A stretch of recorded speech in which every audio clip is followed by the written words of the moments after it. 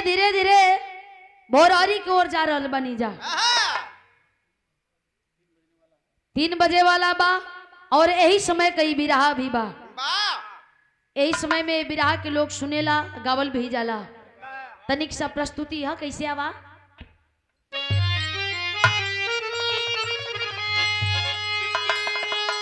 सच्ची भक्ति बनी क्यों धरा की धरोहर, भक्ति में क्या विराजमान शक्ति भी होती। भक्ति तन मन को निर्मल बनाती है क्या, भक्ति से ज्ञान चक्षु को मिलता क्या मोती। भक्ति कर बोले शंकर बने क्यों मना दे,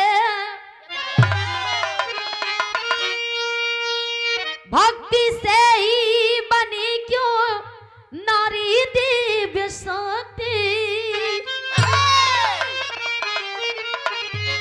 भक्ति भारी हुई क्यों विधाता से जग में,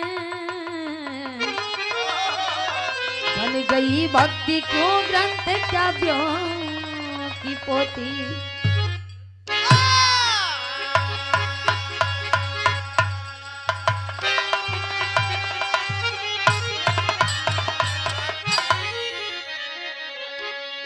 कहल जाला कि भगवान के बस में भक्त रहेलन और भक्त के बस में भगवान रहेलन। भक्त चाह जा तो भगवान के आवे के पड़ेला। वो भक्त कैसन जे भगवान के दर्शन न कर लेवे, भगवान के बस में न कर लेवे, भगवान से वरदान न पा लेवे। भारत देश ऐसा नहीं, आप पत्थर के लोग मूर्ति बना के देवता मान के पूजेला और मनवांछित फल भी पावेला। लेकिन बिरवा में एक लाइन थोड़ा सा तनिक सा खवाली है किसे।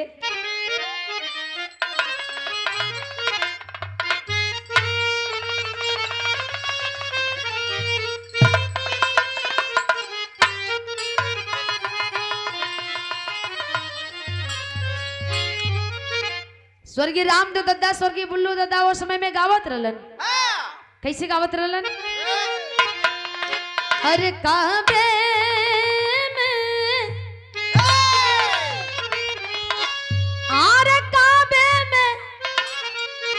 तेरा जलवा काशी में नजारा है,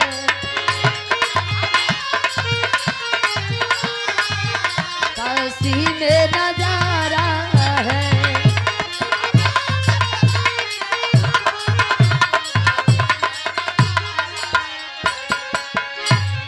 और काबे में तेरा जलवा काशी में नजारा है, काशी में नजारा है। अरे ये भी हमें, अरे ये भी हमें, अरे प्यारा है, ओ भी हमें प्यारा है, ओ भी हमें प्यारा है।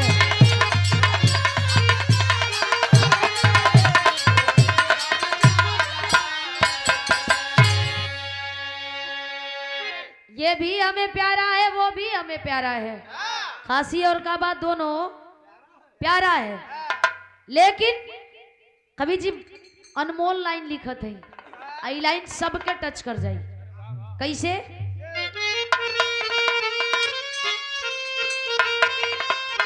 अरे अनमोल, अरे अनमोल जीवन जग में, इसको ना बर्बाद करो, इसको ना बर्बाद करो।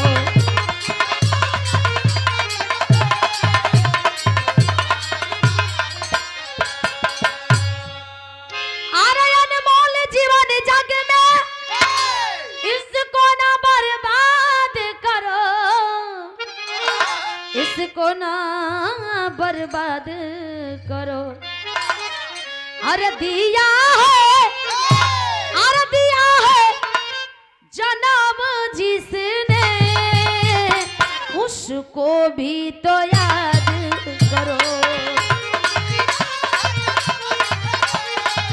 उसको भी तो याद करो।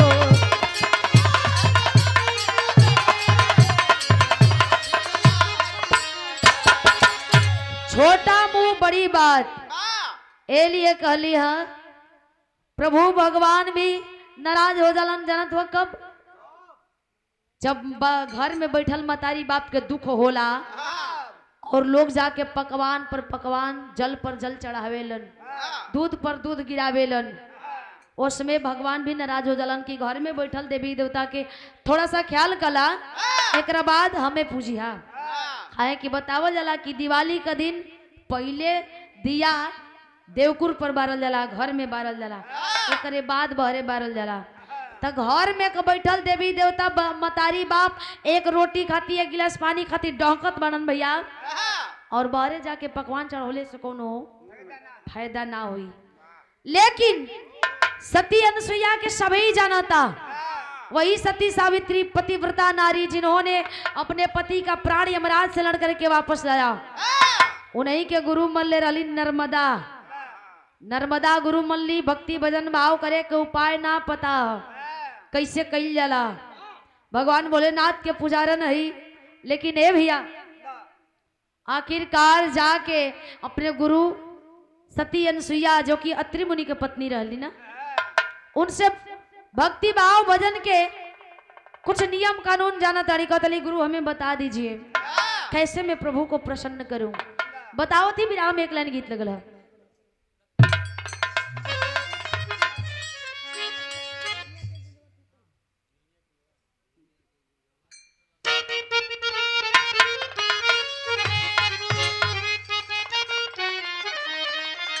आई देखबा कोनो दुल्हन कहत बड़ी वाह, उस समय का गीत है, आज भी उतने रस टपकता। आर झुलनिया के गुंजवा, आर झुलनिया के गुंजवा, आर टूटल राजा, आजवनिया में गड़िया छूटल राजा।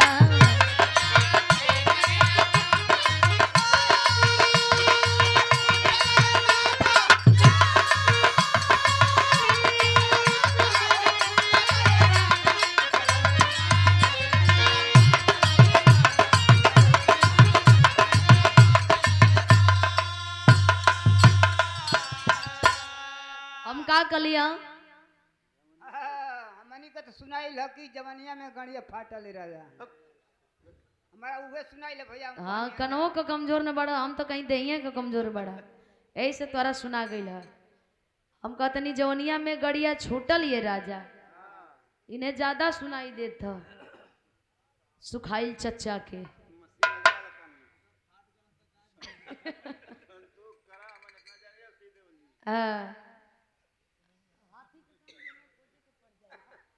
आवा ए भैया बताओ थी काली की सुना हमार बात कैसे। आरे होते भोर हरिया, आरे होते भोर हरिया, तू चलिया डगरिया, आरे होते भोर हरिया, तू चलिया डगरिया, अरे मिल जाई जे भी बना लिया सवरिया।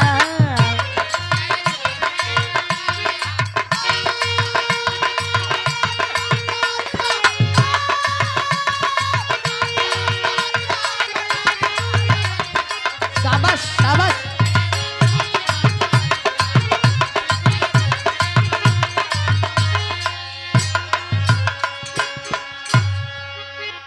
कालीन की सुबह में समय जो इस समय घड़ी में 3 से 4 के बीच में रही, 4 से 5 के बीच में रही, निकल जाइए पगडंडी पकड़ के जे पहले रास्ता में मिल जाई, पहले जे तो से रास्ता में मिल जाई उसे शादी कर लिया। कुकुरो बिलार सियार हो एक पग ही मनई चले नहीं देत हन हो दादा। कुकुर बिलार सियार से आदमी के इंसान के बियाह होला। रास्ता में पहले उहे भेटा जा सब। तोहर कुतिया से भयल ह? ना ना खैर बुरा मत मनिया।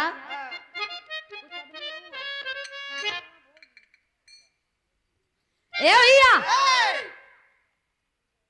पहला इंसान जे मिले वो से बियाह कर लिया, लेकिन एगो बात के ख्याल रखिए का ए अरे लूल्हा या लंगड़ा चाहे होखे विद्वान हो, अरे मान लिया पति जानी करिया अपमान हो, अरे सुख दुख में साथे रहिया, अरे सुख दुख में साथे रहिया, आठों पहरिया मिल जाई जे भी बना ली हो सवरिया।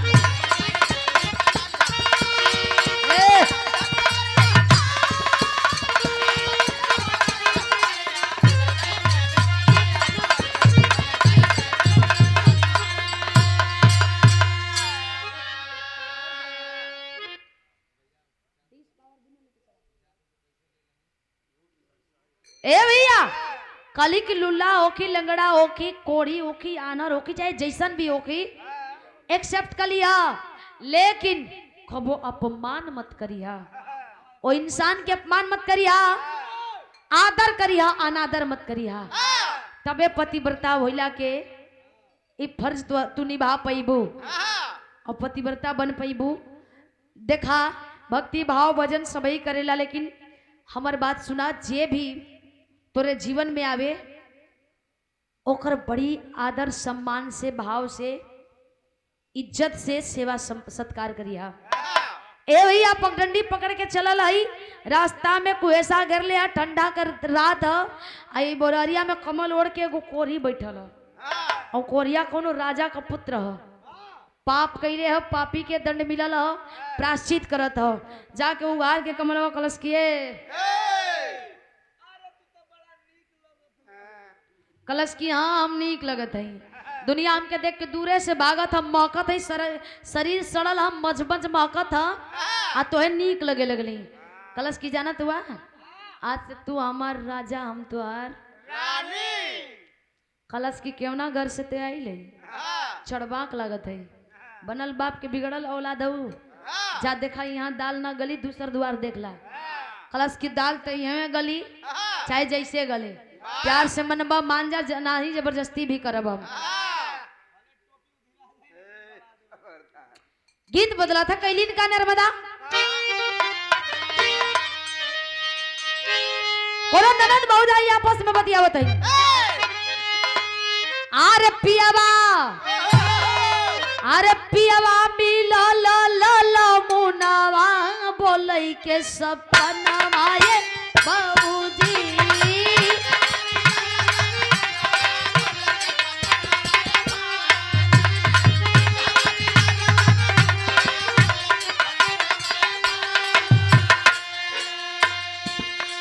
लेकिन नर्मदा कोरिया के, अरे कोरिया के, हाँ कोरिया के धैलिया कवरिया, नर्मदा गुजरिया ये भैया जिया।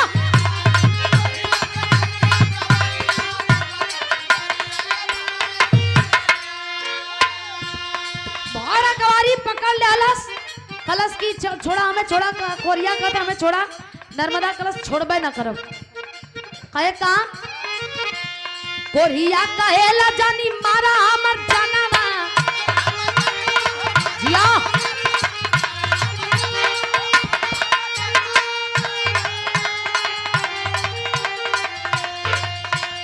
जोर से ना छुआ ना तो छूटी मोर परनवा।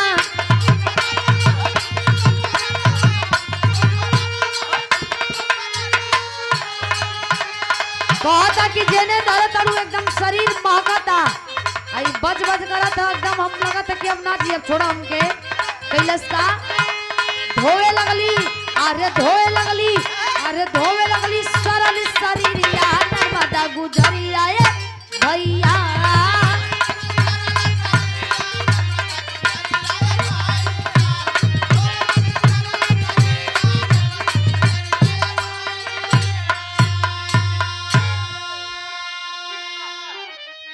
के लेके आईली घरे, लगली धोवे, गरम पानी नींब का उबाल उबाल धोवे लगली, मरहम पट्टी दवाई सुई करावत करावत धीरे धीरे धीरे शरीर एकदम स्वच्छ, एकदम साफ सोबरण हो गई, जैसे हमार और आपके शरीर बा।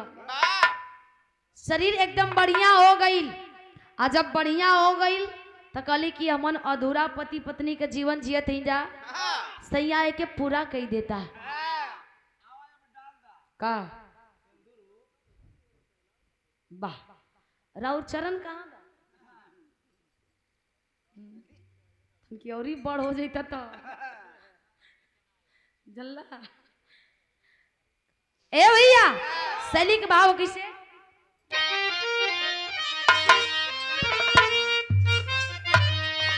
जोगिनिया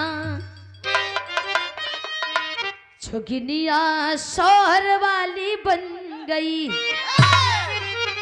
हो, जोगिनिया शोहर वाली बन गई, तो दिल में लगी है ललसा पूजे के चरनिया, चरनिया। जोगिनिया शोहर वाली बन गई, दिल में लगी है ललसा पूजे के चरनिया। कल तक जो जोगन बन के घूमती फिरती थी, आज वो सुहागन बन गई, शौहर वाली हो गई, मांगे में सिंदूर पड़ गई। आ सिंदूर पड़ गई तो पति पत्नी का जीवन जियत मन, लेकिन पति का सेवा में रात 3 दिन बाड़ी। एक दिन ऐसा समय, ए भैया तू लोग तीनों लोग बड़ी बतियावत हुआ जा, सभा बंद कर देता जा तो हम कुछ गा लेती। ए भैया खालिन की सुना, उदास काहे हुआ? एक दिन उदास बैठल हुआ कोरिया राजा, खाली की काहे उदास बैठल हुआ? कोनो बात भयल, कुछ कोई कह देल, हमारा ओर से गलती भयल, कोनो ठेस पहुंचल बा तब बतावा। खलन नहीं तू जान के का करबो? कली की सैया हम तोहर आधा अंग के अर्धांगिनी आई, मालिकी नहीं, तोहरे दुख सुख में हम ना आटब, हमरे दुख सुख में तू ना रहबा तो के करी? ये बतावा काहे काहे नाराज हुआ, इतना काहे उदास हुआ, कबो न देखली? हालांकि सुना हमारे एगो मन का मुराद है, पूरा करबू का? कली की जरूर पूरा करब, बोला था तो हर सेवा में ही हमार भक्ति बा, ऐसे कैसे संकोचत हुआ? कलन की नर्मदा हमार बात सुना, अम्रपाली नाम की एक वेश्या है, उज्जैन शहर में कोठे पे, मेरा ज्यादा से ज्यादा समय उसके कोठे पे ही बीतता था, और मैं चाह रहा हूं कि एक बार दिली इच्छा है कि मुझे एक बार तुम मिला दो उससे। का सोचला है? हाँ नहीं, फिल्मिया वाला तोरा के लौकते बड़ी सहज। ए भैया कलन की एक बार मिलवा दे तू, काली की बस इतने बात। मेहरारू बड़ा देखा, वो सामने से देखा यहाँ कुछ और, अंदर कुछ और चलेला ना मनोज भैया। इनकर मेहरारू तेने इतना माने ली, इतना माने ली, इतना माने ली, एक बिता नीचे से हो का वो खुदे छोट हो। अरे दिल से भैया। अच्छा हम कहीं जितना उतना माने ली तोरा के, वाह। ए भैया माने ली भौजाई, ऐसा कोनो बात थोड़े है, कोई शक नहीं है। आखिरकार नर्मदा कली की चला, जब तुहार यही में संतुष्टि बा तो हम लेके चला हमारे विराह का आखिरी गीत लगा था कैसे?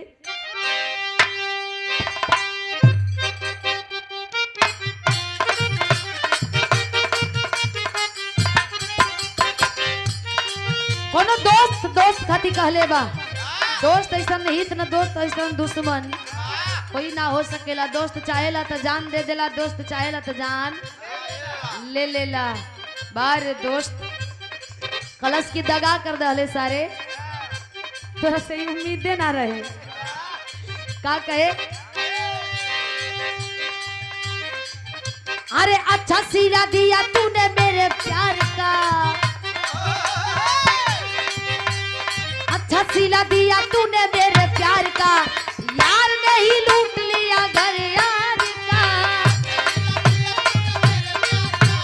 यार नहीं लूट लिया घर यार का। अब क्या नर्मदा कैलिन का अरे सजना के बात इजहार हो गई, सजना के बात इजहार हो गई, पूरी तरह नर्मदा तैयार हो गई,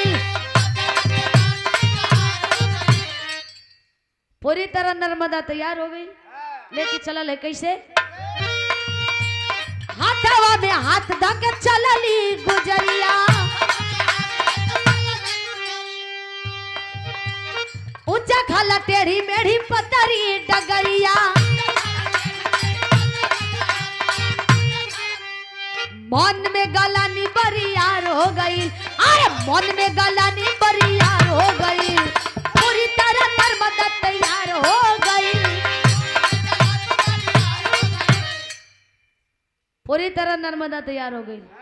हाथ पकड़ के लेके चलल है ऊंच खाल रास्ता, जंगल झाड़ी पहाड़ी खीरा बिच्छी जानवरन से बच बचा के, कहीं सकरा रास्ता कहीं भयावह दृश्य, एक से एक सामने आ रहल बा। सबके टारत आगे की ओर बढ़त रहल बाड़ी, सबके टारत आगे की ओर बढ़ रहल बाड़ी।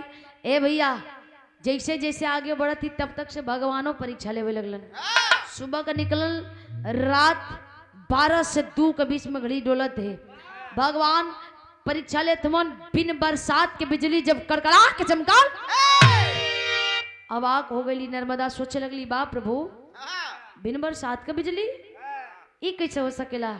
सोच गेली कि परीक्षा लेत हुआ ना, हे प्रभु जितना इम्तिहान लेवे क्या ले ला, हम पीछे ना हटब, हम पीछे ना हटब, काहे कि जिंदगी के इम्तिहान बा। आदमी और स्कूल के इम्तिहान में तो रोज फेल पास हो जाला, लेकिन जिंदगी के जौन परीक्षा होला, इम्तिहान के घड़ी होला, हर वक्त हर घड़ी कुछ अच्छा करके अच्छा करे के सिखावेला, नया दशा और दिशा देवे के काम करेला। और जिंदगी का हर एक इम्तिहान से जे आगे की ओर लड़ के बढ़त जा रहल बा, वो हमेशा अपने मंजिल के पाले ले बा। लेकिन ए भैया गोड़ हाथ काम ना करत, चलत चलत भारात गोड़, थाकल है शरीर।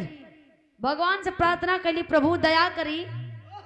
आखिरकार होत का आला लगल,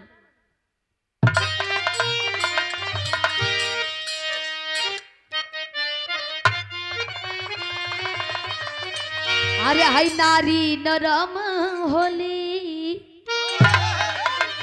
गौर करेंगे आप लोग, नारी नरम होली, मोमू जस मुलायम भैया।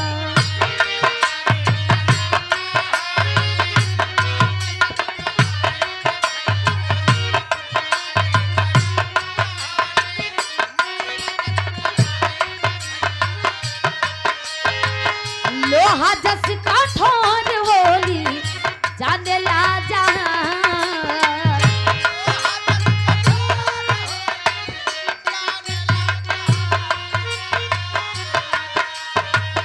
शेरनी जो सही मात वाली, नर्मदा गुजरिया बाबू।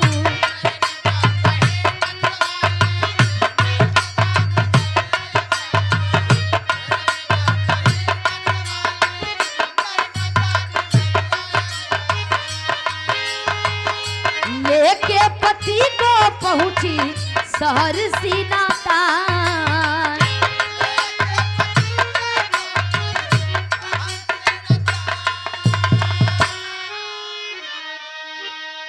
नारी जितना मोम जैसन मुलायम होली, उससे कई गुना समय आवेला तो लोहा से भी कठोर हो जाली। एक माँ से बड़ी योद्धा दुनिया में कोई नहीं हो सकती है। अपने बच्चा को बचाने के लिए जान की बाजी लगा देती हैं, वो होती है माँ।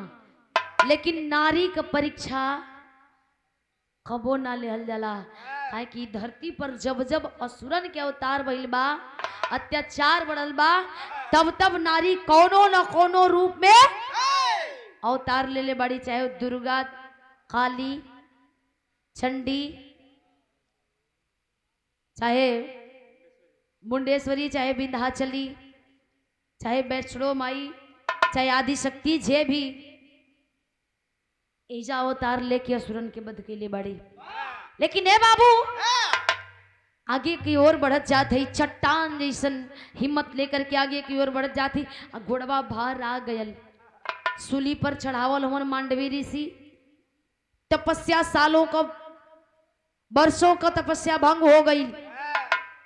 डांट करके कलन की, है लड़की अंधी हो गई हो, दिखाई नहीं दे रहा है तुम्हें, मद में चूर हो, किस बात का घमंड है तुझे? पति को साथ लेकर के चल रही हो, इसी बात का घमंड है? तूने मेरा तपस्या भंग कर दिया। रहदा बहुत बढ़िया, बहुत बिजी वाला मीटिंग चला था वो लोगन का, मत भाड़ा रहदा। ए भैया अर्जेंट मीटिंग है। आखिरकार कल की तपस्या हमार सालों साल का आज भंग कर दियालू, एक प्राश्चित तो है करे कि हुई। हाथ जोड़ करके कह रही है कि मुनिवर मुझे माफ कर दीजिए, गुरुदेव मुझे माफ कर दीजिए, साधु बाबा मुझसे जाने अनजाने में भूल हो गई, मैं जानबूझ करके नहीं की हूं। नहीं, इसका प्राश्चित तुम्हें करना होगा। तुम्हें क्या लगता है तुम्हें दंड अवश्य मिलेगा? जानती हो क्या, जिस पति को लेकर के इतरा रही हो, सुबह होते ही तुम्हारा पति मर जाएगा और तू विधवा हो जाओगी। कलश की नहीं, इस वचन को वापस ले लीजिए। कलन की वापस तो मैं वचन लूंगा नहीं, क्योंकि मुख से निकला हुआ ये जबान, ये बाणी और तीर से, कमान से निकला हुआ ये तीर, ये दोनों कभी वापस आए नहीं है कि हम वापस ले लें। इसका प्रायश्चित तुम्हें करना होगा। कलश की मान जा प्रभु, मान जईता, अब वो समय हम मान जा कलन की ना। कलश की ई चुटकी भर सिंदूर का कीमत तू का जन्म ये साधु बाबा, जिंदगी भर ई जंगल में भटकत रह गईला। तो के पता बा, दुनिया का दौलत एक तरफ, आई सिंदूर का कीमत एक तरफ। कोनो अभागन के मांग में सिंदूर पड़ जाला, उ सुहागन हो जाले तो दुनिया का हर खुशी होके मिल जाला। और तोहरा की मजाक लागल बा, तुम्हारे पति के मार देबा, ऐसे कैसे मार देबा? जितना पावर है, जितना शक्ति है लगाला, हमें ना पहचानत हुआ, हम पतिव्रता नारी हैं। जितना तोरे पास क्षमता है लगाला, हम अपन क्षमता लगावत है। मार के आसन बैठ गई, भगवान भोलेनाथ के गौरावे लगल। बस प्रभु तीसरा यहाँ खोला ना, तया नर्त होके वाला है। अगर सुबह हो गई, पति मर गई तो फिर पूजल छोड़ दे। भगवान भोलेनाथ के जनते हुआ भांग दतूर रमा के हमेशा मलिन रहेलन। अड़भंगी देवता कहलन, भारत तो छोड़ा विदेशों में इंटरनेशनल लेवल पर पूजल जालन। ए भैया कलन यो मस्त वरदान मिल गई, शक्ति मिल गई नर्मदा के, फार के सड़िया का चरवा उड़ा देलस। सूर्य जैसे ही ललाट एकदम आवत रहल, जाके ढक लेलस। आ जब ढक लेलस, सूर्य ढक गइलन। 6 महीना का रात भर, 6 महीना का रात भर सुबह होके के नावे नहीं खेले। पार्वती जी जाके कैलाश पर्वत पर कली की, हे नाथ प्राणनाथ जी, है जौन दिले हुआ वरदान अनर्थ हुआ था मृतलोक में। जैता देखता देखा एक खत्म करा। भगवान भोलेनाथ डमरू बजावत मृगछाला पहिर के चलल मन। नर्मदा देखलस, ओ भाग्य प्रभु कि आपका दर्शन हो गई हमार। हम ये वर्षों से चाहत रही हाँ, आज चाहे जौना रूप में आपका दर्शन भइल। कलन की दर्शन हो गई ठीक है, लेकिन हई जौन रोकले हो बहनी, कलश की आदेश करी, आपे का देहल कुल चीज हो। आदेश के कलन की क्या हटा दा, आदेश लेके अपने गुरु के आशीर्वाद लेके अचरवा के खींच लेलस। जब अचरवा के खींच लेलस तब जाके तो सुबह भयल। ताई तो त्राहिमाम मचल रहल। खड़ी का लाइन लगल का,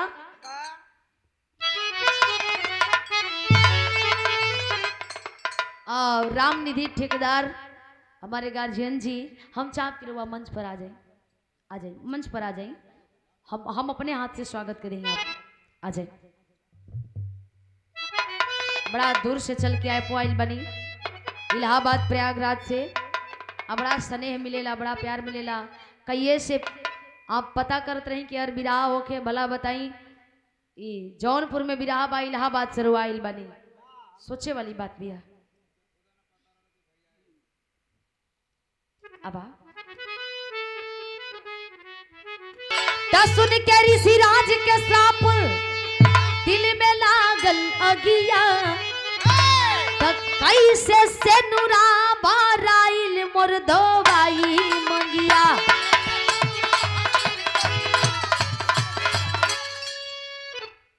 कैसे से नुरा बराइल मोर धोबाई मंगिया।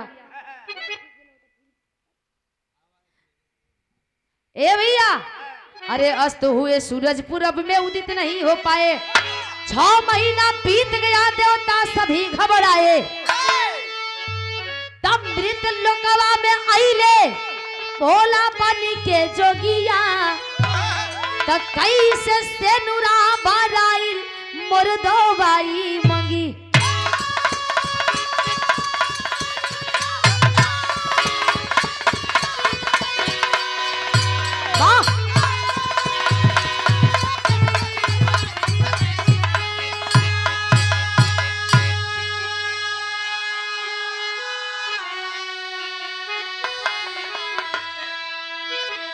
कैसे दवाई जकरा पर हाथ बा भोलेनाथ के, वो अनाथ कैसे हुई। वाह ए भैया, 100 कुशल अपने पति के लेके लौट गई पतिव्रता बन के, लेकिन कबो कबो घमंड ही साधुओ बाबा लोगन के हो जाला ना। नकलियावा कुल जितना हुआ, असली साधु जे आओ कबो घमंड करबे ना करियन। नकलियावा कुल गेरुआ वस्त्र धारण कर लेते हवन, झूठे कमंडल लगा के दाढ़ी बढ़ा लेते हवन, अपने आप के साधु महंत कहते हवन। जौन की खल जाला ना कि डूब के पानी पियत रहलन, अटक गई मछरिया जौन भइल, तो पता चल गई तो वो आल बा। ये लोगन के चलते बढ़िया बढ़िया संत बदनाम होवन। आई अपने देश में कहो बदनाम हो कुल।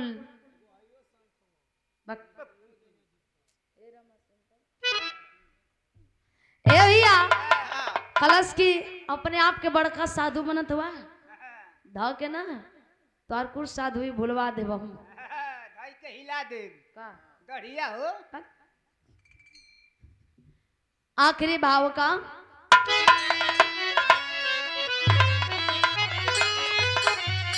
गुरु बिहारी पत्तू छे बर की लहरे सदा गुलिस्ता, काशी मुल्लू सुखनंदन जी बन के गईले फरिश्ता।